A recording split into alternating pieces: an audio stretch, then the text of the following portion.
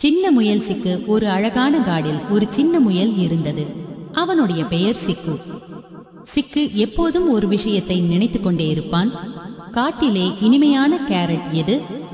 ஒரு காலை சிக்கு சொன்னான், இன்று நான் அந்த மிட்டாய் மாதிரி கேரட்டை கண்டுபிடிக்க போறேன். அவன் துள்ளி துள்ளி பயணத்தை தொடங்கினான். யானையா நண்பனா? சிக்கு நடந்து செல்லும் போது ஒரு பெரிய யானை வந்தது.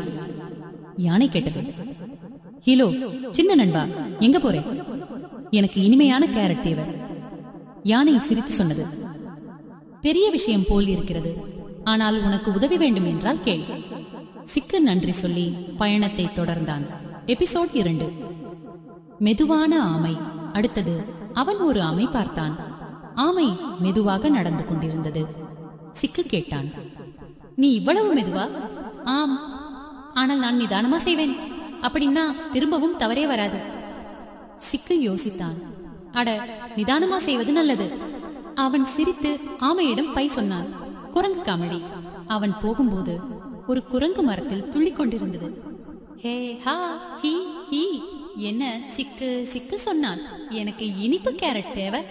அப்படியா, நான் சிரிப்ப கொடுக்கிறேன். அவன் ஃபனி ஃபேஸஸ் செய்தான். சிக்கு சிரித்து சிரித்து வயிறு வலி வந்தது. அவன் நினைத்தான், சிரிப்பு வாழ்க்கைக்கு முக்கியம்.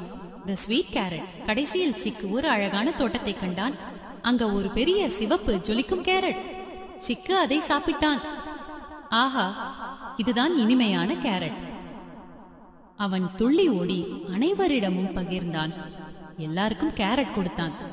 அவர்கள் எல்லோரும் சேர்ந்து பிக்னிக் செய்தார்கள். பாடம்: நல்ல நண்பர்கள், நிதானம், சிரிப்பு வாழ்க்கையை இனிமையாக்கும். கேரட் மட்டும் இல்லை, மனசு நல்லா இருக்கணும்.